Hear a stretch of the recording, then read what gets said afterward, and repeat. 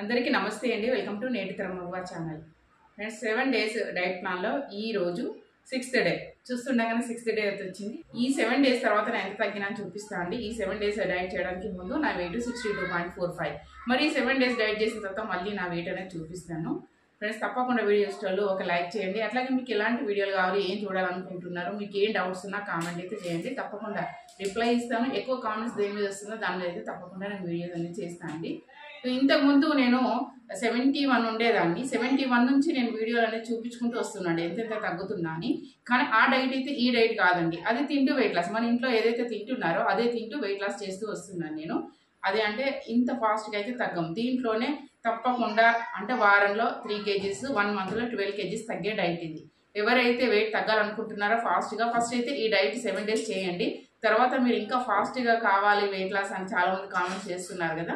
ఇది స్టార్ట్ చేసిన తర్వాత అది చేద్దాం. ఫస్ట్ అయితే ఇది చూసిన తర్వాత మీకు నచ్చితే ఇది ఫాలో చేయండి మీరు.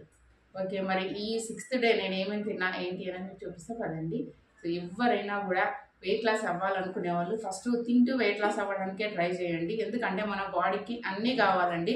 అన్ని విటమిన్స్ కావాలి, శక్తి కావాలి, అన్నీ కావాలి. ఒక మిషనరీ లాంటిదే కదా మన బాడీలో లోపల పార్ట్స్ అనేది.